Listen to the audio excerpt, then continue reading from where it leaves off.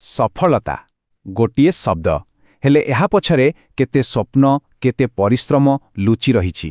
ଆମେ ସମସ୍ତେ ଏହା ପଛରେ ଧାଉଁଛେ, କିନ୍ତୁ କେବେ ଆମେ ଅଟକି ଭାବିଛେ ପ୍ରକୃତରେ ଏହି ସଫଳତାର ମାନେ କ'ଣ? ଆସନ୍ତୁ ଆଜି ଏହି କଥାକୁ ଟିକେ ଭଲ ଭାବରେ ବୁଝିବା। ଆଚ୍ଛା, ଯେତେବେଳେ ମୁଁ କହୁଛି ସଫଳତା, ମନ ଭିତରକୁ କେଉଁ ଚିତ୍ର ଆସୁଛି? ହୁଏତ କାହା ପାଇଁ ଗୋଟେ ବଡ଼ ଚାକିରି କିମ୍ବା ବହୁତ ସାରା ଟଙ୍କା, ଆଉ କାହା ପାଇଁ ହୁଏତ ଲୋକପ୍ରିୟତା। କିନ୍ତୁ ପ୍ରଶ୍ନ ହେଉଛି, ସତରେ କ'ଣ ସଫଳତା କେବଳ ଏତିକିରେ ସୀମିତ? ନା ଏହାଠାରୁ ବହୁତ ଅଧିକ କିଛି? ଆମେ ସମସ୍ତେ ପ୍ରାୟତଃ ଏଇଆ ହିଁ ଭାବିଥାଉ ଯେ ସଫଳତା ମାନେ ଗୋଟେ ଶେଷ ପଏଣ୍ଟ, ମାନେ ଗୋଟେ ଟ୍ରଫି ଜିତିବା କିମ୍ବା କୌଣସି ପଦବୀ ପାଇବା। ହେଲେ ଯଦି ଏହା ସତ, ତେବେ ସେହି ଲକ୍ଷ୍ୟ ହାସଲ କରି ସାରିବା ପରେ ବି ମନ ଭିତରେ ଗୋଟେ ଖାଲିପଣ କାହିଁକି ଆସେ? କାରଣ ସତ କଥା ହେଉଛି, ସଫଳତା କୌଣସି ଗୋଟିଏ ମୁହୂର୍ତ୍ତର କଥା ନୁହେଁ। ତେବେ ଯଦି ସଫଳତା ଗୋଟେ ଜାଗାରେ ପହଞ୍ଚିବା ନୁହେଁ, ତାହେଲେ ଏହା କ'ଣ? ଏହା ହେଉଛି ଏକ ଲମ୍ବା ଯାତ୍ରା।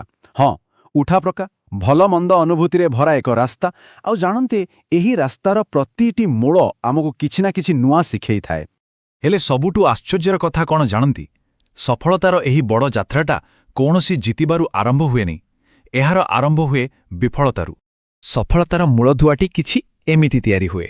ଦେଖନ୍ତୁ, ପ୍ରଥମେ ଆମେ ଭୁଲ କରୁ, ଆଉ ସେଇ ଭୁଲ ଆମକୁ ବିଫଳତା ପାଖକୁ ନେଇଯାଏ। ବିଫଳ ହେଲେ ମନକୁ କଷ୍ଟ ହୁଏ, ଆଘାତ ଲାଗେ, ଆଉ ସେହି ଆଘାତରୁ ହିଁ ଜନ୍ମ ନିଏ ନିରାଶା। ହଁ, ଏହି ଚାରୋଟି ସୋପାନ ବହୁତ କଷ୍ଟଦାୟକ, କିନ୍ତୁ ମନେ ରଖନ୍ତୁ, ସଫଳତାର ବଡ଼ ଇମାରତଟି ଏହି ଦୁର୍ବଳ ଦିଶୁଥିବା ମୂଳଦୁଆ ଉପରେ ହିଁ ତିଆରି ହୁଏ।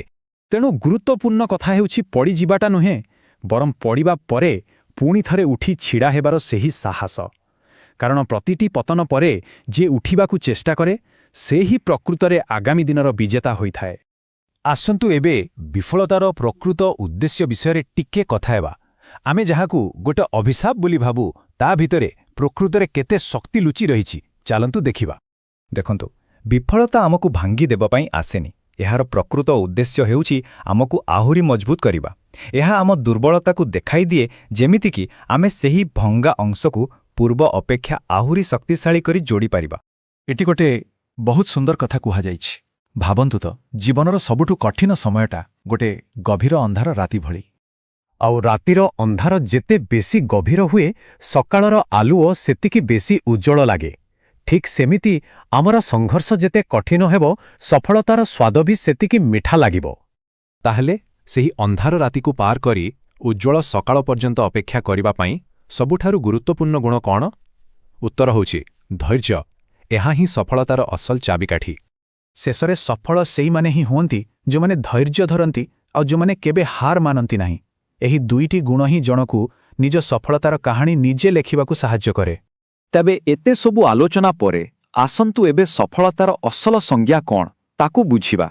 ପ୍ରକୃତ ଉପଲବ୍ଧି କାହାକୁ କୁହାଯାଏ? ତେଣୁ ପ୍ରକୃତ ଉପଲବ୍ଧି କୌଣସି ପୁରସ୍କାର କିମ୍ବା ଟ୍ରଫି ନୁହେଁ। ଏହା ହେଉଛି ସେହି ପୂରା ଯାତ୍ରାଟା। ବିଫଳତାରୁ ଶିଖି ଧୀରେ ଧୀରେ ନିଜ ସ୍ୱପ୍ନ ପାଖରେ ପହଞ୍ଚିବାର ସେହି ସୁନ୍ଦର ଏବଂ ମନେ ରହିଲା ଭଳି ରାସ୍ତା। ଏହି କଥାଟିକୁ ସବୁବେଳେ ମନେ ରଖିବା ଦରକାର। ଆଜିର ହାର ହିଁ ଆସନ୍ତାକାଲିର ଜିତ୍ ପାଇଁ ପ୍ରସ୍ତୁତି। କାରଣ ପ୍ରତିଟି ବିଫଳତା ଆମକୁ ଏମିତି କିଛି ଶିକ୍ଷା ଦେଇଥାଏ, ଯାହାକୁ ବ୍ୟବହାର କରି ଆମେ ଭବିଷ୍ୟତରେ ଏକ ବଡ଼ ସଫଳତା ହାସଲ କରିପାରିବା। ତେବେ ଆସନ୍ତୁ ଆମ ନିଜ ନିଜ ଯାତ୍ରାକୁ ଜାରି ରଖିବା। ପ୍ରତିଟି ପଢ଼ିବାକୁ ଗୋଟେ ଶିକ୍ଷା ଭାବିବା, ଆଉ ପ୍ରତିଟି ସଂଘର୍ଷକୁ ଗୋଟେ ସୁଯୋଗ। କାରଣ ସଫଳତା କୌଣସି ଶେଷ ଷ୍ଟେସନ ନୁହେଁ, ଏହା ହେଉଛି ସେହି ଯାତ୍ରା ଯାହାକୁ ଆମକୁ ପ୍ରତିଦିନ ବଞ୍ଚିବାକୁ ପଡ଼ିବ।